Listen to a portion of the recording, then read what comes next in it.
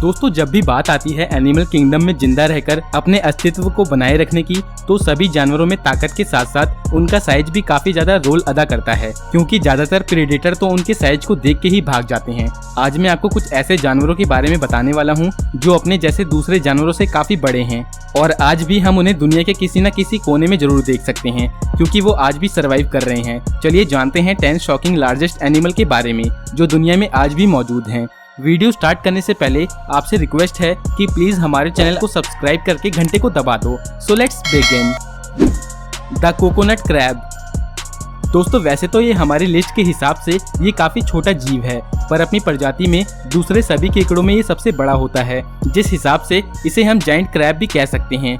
दोस्तों ये अजीब से दिखने वाला जीव प्रशांत महासागर और हिंद महासागर के आइलैंड के तट पर देखने को मिलता है, जो जमीन पर चलने वाले सभी ऑर्थोपॉड्स में से सबसे बड़ा होता है। इसका वजन करीब 5 किलोग्राम तक हो सकता है और इनके पैरों का फैलाव 3 फीट तक का होता है। इस केकड़े को अचानक देखने पर किसी भी आम इंसान का पसीना छूट जाता है। इसे देखकर ऐसा नहीं लगता कि ये उन केकड़ों की प्रजाति में से है जो इंसान को देखते ही भाग जाते हैं। दोस्तों ये जायंट क्रैब अपने खाने में चूहे, मुर्गी, यहाँ तक कि छोटी बिल्लियों को भी खा जाता है। वैसे तो इनके पास खुद को सुरक्षित रखने के लिए कोई प्रोटेक्टिव लेयर नहीं होती, पर ये बड़े बड़े क्लोज और जायंट बॉडी के मालिक होते हैं, जिससे किसी भी एनिमी से खुद को प्रोटेक्ट करते हैं। इनके क्लोज में इतनी ताकत होती है कि इनकी मदद से ये कोकोनट की शेल को भी तोड़ सकते हैं, जिससे आप इनकी ताकत का अंदाजा लगा सकते हो। The ocean sunfish. दोस्तों क्या आपको पता है कि दुनिया की लार्जेस्ट बॉनी फिश कौन सी है? ये फिश कोई और नहीं बल्कि ओशियन सनफिश है, जो कि वर्टिकली 14 फीट और हॉरिजॉन्टली 10 फीट लंबी होती है। इसका वजन 2.5 टन तक का होता है, पर इसकी लंबाई में कमी होने का अजीब ही कारण है, और वो ये है कि इसकी पूंछ जन्म के समय जितनी बड़ी होती है उतनी ही हमेशा रहती है और कभी भी बढ़ती नहीं है, जिस वजह से ये गोल पत्थर जैसी प्रतीत होती है और शायद इसीलिए इसका नाम लाइमस्टोन पड़ गया होगा। इनसे मनुष्य को तो कोई खतरा नहीं होता, क्योंकि इनका फेवरेट फूड जेलीफिश, एल्गाई और दूसरी छोटी मछलियां होती हैं, पर ये स्कूबा डाइवर्स को देखकर काफी क्यूरियस हो जाती हैं और उनके बारे में जानने के लिए उनके पास भी आ जाती हैं। The Flemish giant rabbit. दोस्तों वैसे तो खरगोश कितना भी छोटा या बड़ा हो, इन्हें देखकर हमें डर नहीं लगता, और खासकर उन लोगों को तो बिल्कुल भी नहीं जिन्होंने इन्हें पहले कभी पाला हो, क्योंकि इनसे हमें कोई खतरा नहीं होता। कुछ लोग वीकेंड पर इन्हें अपने साथ गार्डन में ले जाकर इनके साथ खेलकर काफी सुकून महसूस करते हैं। जायंट रैबिट होने के बावजूद भी ये एक पेट एनिमल है, जो दुनिया में पाए जाने वाले किसी भी खरगोश से काफी बड़ा होता है। इसकी लंबाई 2.5 फीट होती है और वजन 10 किलोग्राम से भी ज्यादा हो जाता है। वैसे तो लोग इन्हें किसी पपी की तरह घर में रखते हैं, पर कुछ लोग इसका इस्तेमाल फूड की तरह भी करते हैं, जिस वजह से कई बार इन्हें लोगों की डाइनिंग टेबल पर भी परोसा जाता है। दोस्तों इनके बारे में सबसे पहले 1860 में इंग्लैंड की बुक में लिखा गया था, जो आज भी अवेलेबल है। The Mekong catfish. दोस्तों मीठे पानी की हैवीवेट चैंपियन का नाम मेकॉन्ग कैटफिश है, जिसका नाम गिनीज बुक में 2005 में रिकॉर्ड किया गया था।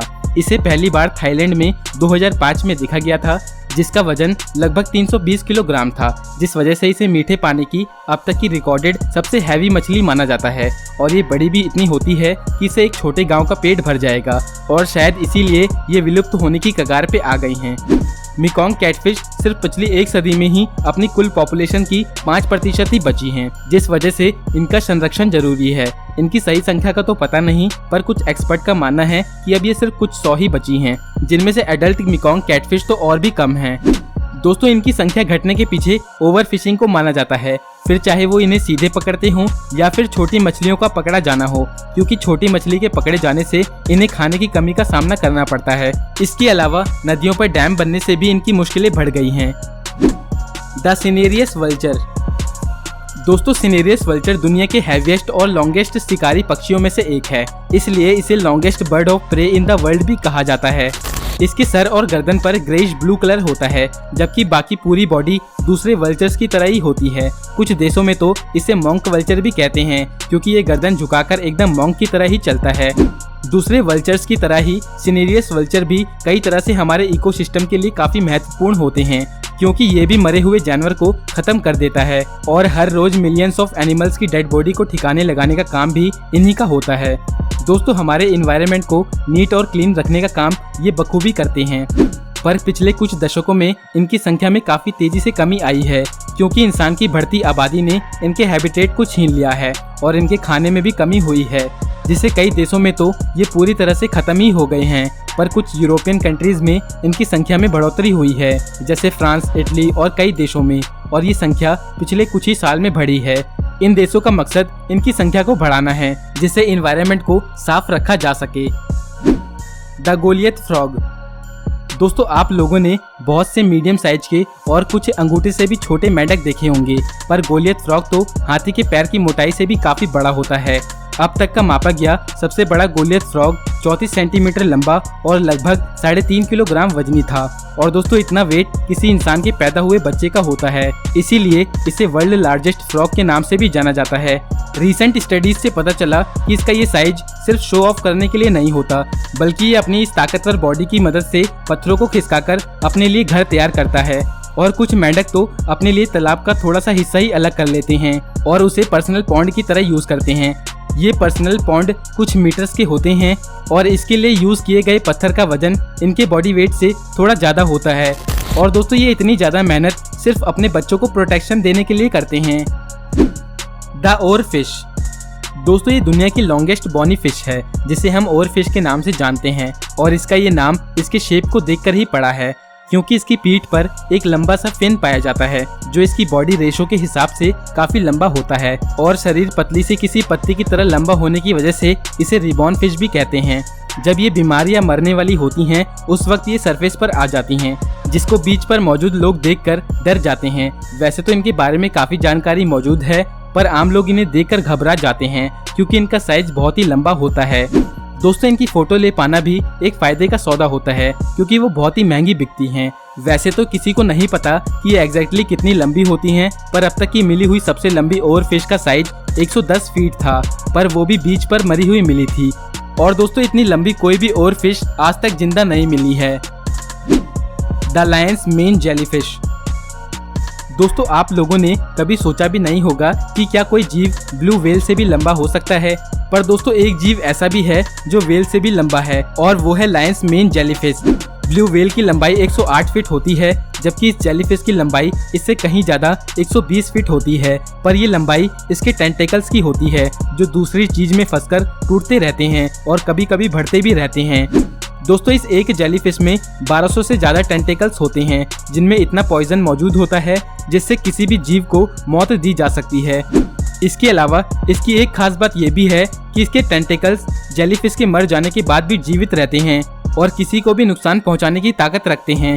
अगर कभी आपको ऐसी जेलीफिश बीच पर मरी हुई भी मिले तो भी तुरंत भाग जाना, क्योंकि 2010 में एक बीच पर 50 से 100 स्विमर्स को ऐसे ही एक लायन मेन जेलीफिश के काटने के केसेस आए थे, जिसके बाद उस बीच पर कोस्ट गार्ड को करीब 20 किलोग्राम इसी जेलीफिश के टेंटेकल्स मिले थे।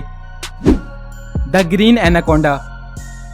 दोस्तों, नॉर्थ अमेरिका में पाया जाने वाला बोआ सांप की प्रजाति का ये एनाकोंडा ग्रीन एनाकोंडा के नाम से जाना जाता है, और ये largest snake in the world है, जो सिर्फ वहाँ के बड़े बड़े तालाब में ही रहता है। इन्हें पाइथन के काफी करीबी माना जाता है, पर साइज में उनसे भी थोड़ा ज्यादा ही होते हैं, जो लगभग 30 फीट लंबे हो जाते हैं, और वजन में तो पाइथन से डबल 220 किलोग्राम तक हो जाते हैं, जिनकी मोटाई 12 इंच होती है।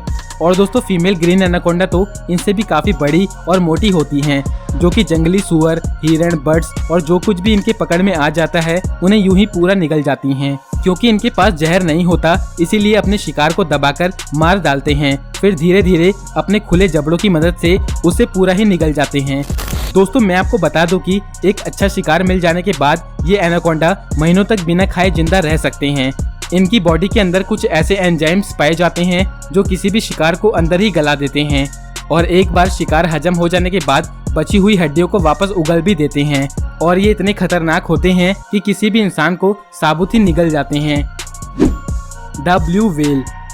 दोस्तों, वैसे तो हम में से लगभग हर एक को ये पता है कि ब्लू व्हेल इस दुनिया में पाई जाने वाली सभी लिविंग एनिमल्स में से सबसे बड़ा जीव है, जो कि बिना किसी शर्त के समुद्र में राज करती है। नॉर्मली ये 100 फीट से ज्यादा लंबे और 200 टन से ज्यादा वजनी होती हैं। अब तक की रिकॉर्डेड सबसे बड़ी ब्लू व्हेल की लंबाई 108 फीट थी, जिसकी सिर्फ जबान का वजन किसी एक एडल्ट हाथी के बराबर होती है, और इनके दिल का साइज किसी मीडियम साइज की कार के जितना होता है। दोस्तों, इनकी खुराक साइज के हिसाब से काफी कम होती है, क्योंकि एक नॉर्मल साइज की ब्लू व्हेल एक दिन में करीब 4 टन मीट ही खा पाती है। दोस्तों सारी दुनिया में घूमने वाली ये व्हेल ग्रुप में बहुत ही कम मिलती है और ज्यादातर ये पेयर में या अकेले ही दुनिया की सैर करती हैं। नॉर्मली इनकी स्पीड 8 से 10 किलोमीटर पर आवर होती है और ये आराम से समुद्र में बिना किसी दुश्मन के टेंशन के तैरती रहती हैं। लेकिन दोस्तों इनकी ये स्पीड 30 किलोमीटर पर आवर तक भी चली जाती है जब ये किसी का पीछा कर रही होती हैं। दुनिया में सबसे बड़ी होने के साथ साथ सबसे तेज आवाज भी इन्हीं की होती है और एक अच्छे मौसम में एक ब्लू व्हेल दूसरे व्हेल की आवाज लगभग 1500 किलोमीटर दूर से भी सुन सकती है। तो दोस्तों अब आप हमें कमेंट करके बताओ कि आप ऐसे ही किसी अन्य जानवर के बारे में जानते हैं जो अपने आप में ही यूनिक हो। और अगर आपको ये वीडियो अच्छी लगी तो वीडियो को लाइक कर देना और ऐसे ही इंटरेस्टिंग वीडियोस को देखने के लिए तो सब्सक्राइब करके घंटे को दबा दो। तो मिलते हैं नेक्स्ट वीडियो में एक और धांसू वीडियो के साथ। अपना कीमती समय देने के लिए बहुत बहुत धन्यवाद।